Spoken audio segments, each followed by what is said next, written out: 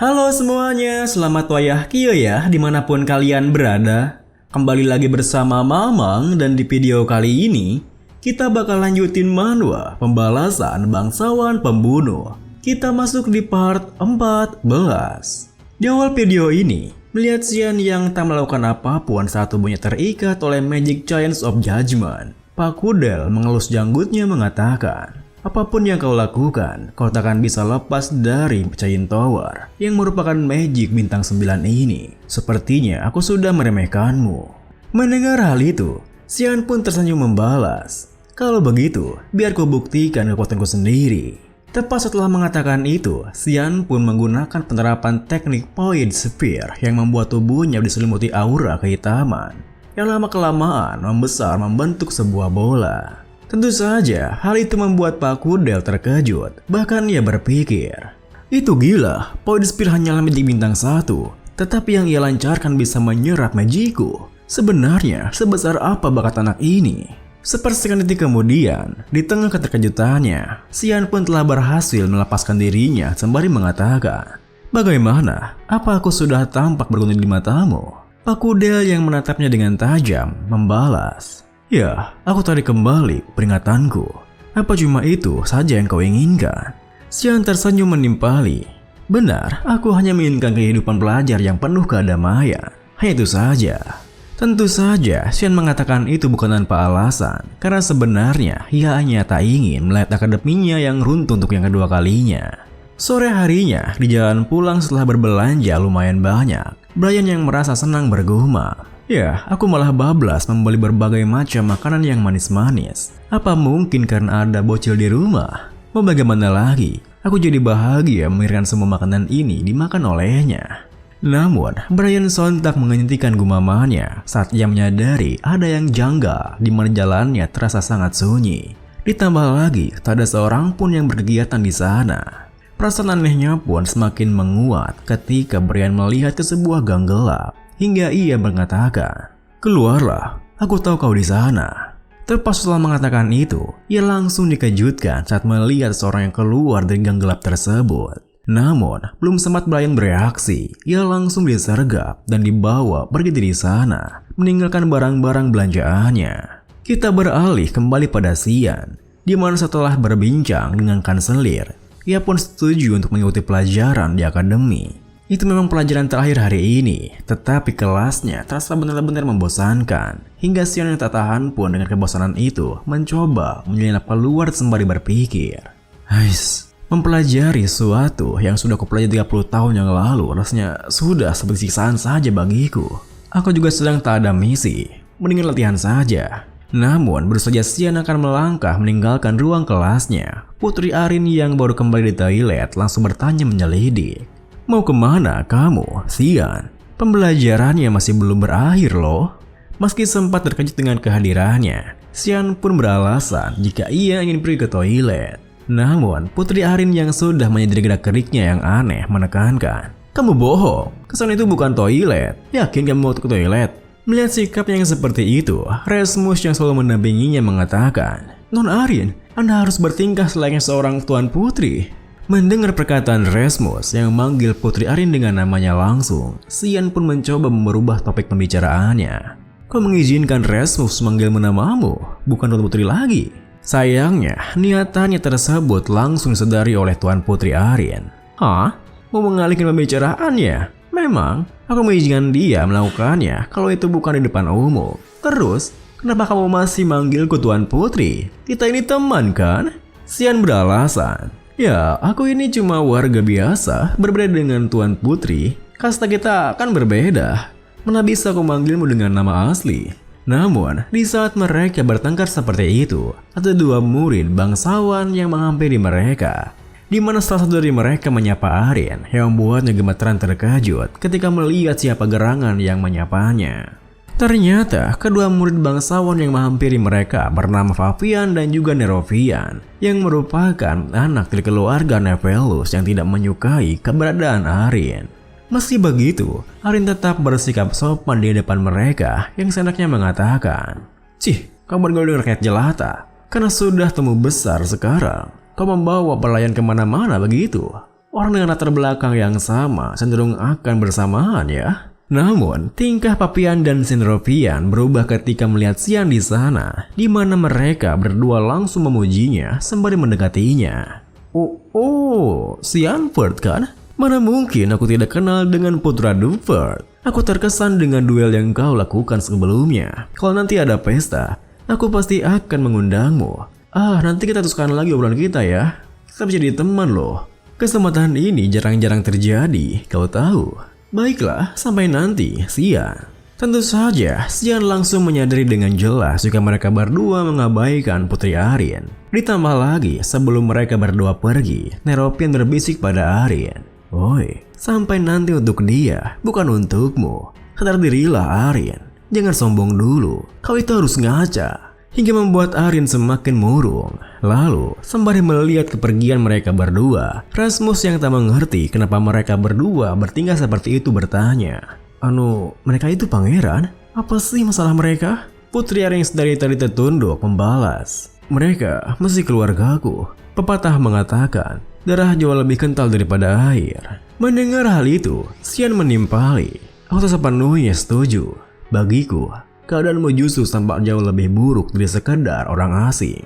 Darah ataupun air, semuanya akan berdaya di hadapan kekuasaan. Itulah sebabnya jika mereka memperlakukanmu seperti itu, berarti kau diwaspadai oleh mereka. Mereka datang untuk mengamati gerak-gerikmu. Tak perlu murung seperti itu. Ya sudah, sampai nanti Tuan Putri. Tepat setelah mengatakan itu, Xian pun melangkah pergi dari sana, yang membuat Putri Arin yang awalnya terkejut dengan perkataannya kini merasakan sebuah perasaan hangat di hatinya, hingga wajahnya pun memerah semerah tomat. Saat kemudian, Xian yang telah tiba di kamar asramanya dibuat keheranan ketika hanya melihat Nana yang tengah tertelap tidur di kasurnya. Xian pun memanggil Brian dan juga Kaeram, tetapi hanya Kaeram saja yang muncul dalam bentuk spirit. Hingga Xian bertanya padanya, "Weh, kenapa kau dalam wujud itu?" Kaeram membalas, "Ya, karena wujud ini jauh lebih nyaman saat aku perlu menyembunyikan keberadaanku." "Lalu, ada apa kau memanggilku?" Xian menimpali, "Cari Brian sana." Tentu saja, Kaeram tak suka diperintah langsung merasa kesal. "Memangnya aku ini anjingmu? Kenapa kau harus mencari orang? Bukan itu cara minta tolong. Nanti juga dia datang pulang sendiri." Tunggu, aku mencium bau darah." Mendengar hal itu, seketika itu juga Xian terperanjat karena ia mendapatkan firasat buruk. Kita beralih pada Brian yang nampak babak belur setelah dipukuli oleh beberapa orang sekaligus, yang merupakan tentara bayaran yang disewa oleh Barret. Barret yang juga berada di sana tersenyum puas mengatakan, "Itulah sebabnya kau harus menurut dengan kami saat kami masih berbicara baik-baik. Kau membuat situasi menjengkelkan bagi kami. Aku kira kau itu kenaik penjaga satu-satunya, tapi ternyata cuma sampah. Akan kupotong kau hingga berkeping-keping, lalu kukirimkan semua bagian itu kepada majikanmu sebagai hadiah. Semua ini karena majikanmu itu bertingkah sok di hadapanku. Memikirkan itu saja sudah membuatku mau muntah." Mendengar semua hal itu, alih-alih menyerah di sana, Brian malah berkata, "Baik, kau menang, tapi bohong. Mau apa kau sekarang?" Dasar lawak. Tentu saja, hal itu membuat Barret semakin murka hingga ia merintahkan tentara bayarannya untuk segera membunuh Brian. Dasar bajingan, sehabis dipukuli, jadi tidak waras ya. Ini sudah jadi tidak seru. Bunuh dia, Dax. Namun, baru saja mereka akan mengeluarkan pedangnya, Xian muncul di atas mereka mengatakan, "Sedang apa kalian?" "Barret Louis Mill. Ternyata ini ulahmu ya. Brian, babak belur sekali kau. Sepertinya suaramu juga terluka." Tentu saja, kehadiran Xian di sana membuat Barret terkejut. Meski begitu, alih-alih ketakutan seperti sebelumnya, Barret malah semakin memprovokasinya. "Siapa sangka kau akan kesini sendiri, Xianford? Lebih bagus seperti ini. Akan dikeluarkan di seperutmu itu." Mendengar hal itu, Xian pun tersenyum membalas, Wah, jadi tidak sabar nih." Tepat setelah mengatakan itu, Xian menggunakan teknik Assassination Will Strike yang langsung membunuh kelima tentara bayaran yang di sana. Hingga Barret tersentak terkejut berpikir, "Wah, dia mengalahkan tentara bayaran yang kusewa dalam sekejap. Apa memang tak ada cara untuk mengalahkannya? Monster macam apa dia ini?" Dengan pikiran seperti itu, Barret pun berusaha menggunakan magicnya untuk menyerang Xian. Sayangnya, belum sempat rapalnya selesai, Xian telah lebih dulu menyerangnya, yang membuat Barret terlempar dan menghantam tembok ujung gangnya. Meski begitu, Xian yang merasa masih belum puas mengajarnya, kini berjalan mendekat ke arahnya sembari mengatakan, "Masih belum berubah juga ya, menyiksa orang yang lebih lemah darimu. Apakah memang semenyenangkan itu buatmu?" Sembari mengatur napasnya, Barret membalas, "Siapa kau ikut campur dengan hobi orang lain? Lalu apa? Kau mau membunuhku karena itu?" Mendengar hal itu, Xian kembali teringat kehidupan sebelumnya sembari berpikir. Barret Luismiel, putra tertua dari keluarga Luismiel, yang merupakan paksi penguasa dari kerajaan Gara. Dia terkenal karena perilakunya yang bermasalah bahkan di kehidupanku sebelumnya. Mengajar pelayannya sendiri sudah menjadi hal wajar baginya, dan dia seringkali membakar hewan kecil hidup-hidup sebagai sebuah bentuk hiburan. Suatu ketika, sebuah insiden terjadi di mana dia sudah kelewatan jauh dengan kekejaman yang dilakukannya. Dia dengan kejam membunuh siswi satu akademinya dengan beralasan jika dia sedang menguji sihirnya. Pada akhirnya, perintah datang dari Miss untuk membersihkannya. Dan saat aku pergian ke rumahnya setelah dia dikeluarkan, aku melihatnya, mayat pelayan yang tak terhitung jumlahnya, berserakan di ruang bawah tanah miliknya.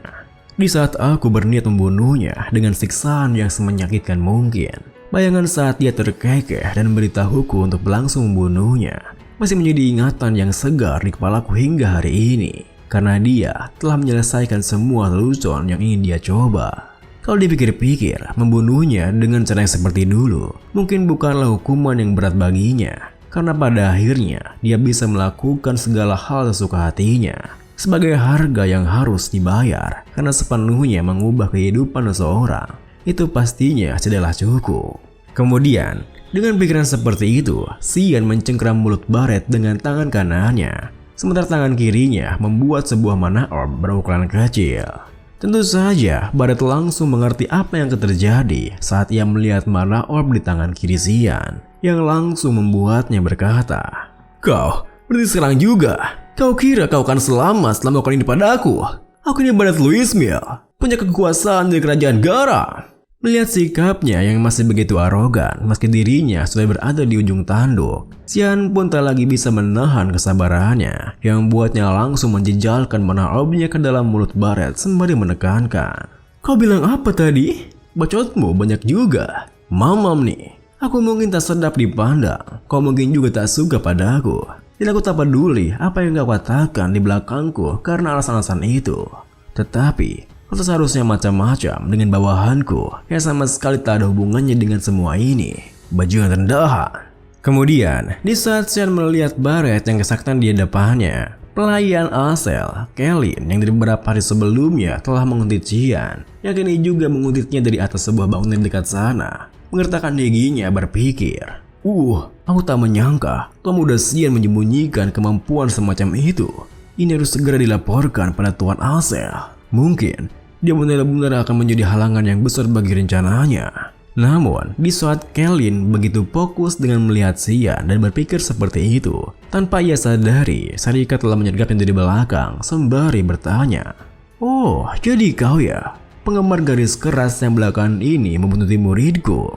Di saat yang sama, setelah puas menyaksikan Barret yang kesakitan, Xian pun melangkah mendekati Brian yang langsung meminta maaf padanya. "Tuan muda, maafkan saya tak menyangka mereka akan datang keroyokan." Mendengar hal itu, alih-alih langsung menjawabnya, Xian malah terdiam sebentar karena tampang Brian jadi jelek saat itu saat ia babak belur. Meski begitu, Xian mengatakan, "Kau ini pelayanku atau bukan? Kenapa kau bertarung saat kau tak punya kemampuan untuk melakukannya? Apa ini kesetiaan yang kau sebutkan sebelumnya? Kenapa tidak kabur saja? Kurang lebih aku tahu apa yang kau rencanakan. Tapi kau itu bodoh ya. Tak ada kesetiaan yang mengharuskanmu untuk mati. Jangan lakukan hal bodoh karena itu membutuh kesal. Kau akan ditegur keras saat kembali ke keasalan menanti, mengerti? Baiklah, kau bisa keluar sekarang, Sarika." Tepat setelah Xian mengatakan itu, Sarika dan para anggotanya pun menunjukkan wujudnya. Meski begitu, Sarika yang tak menduganya bertanya. "Oh, ketahuan ya?" Dengan datarnya, Xian membalas. "Manamu tidak ketahuan saat kau saja membawa semua anggotamu begitu."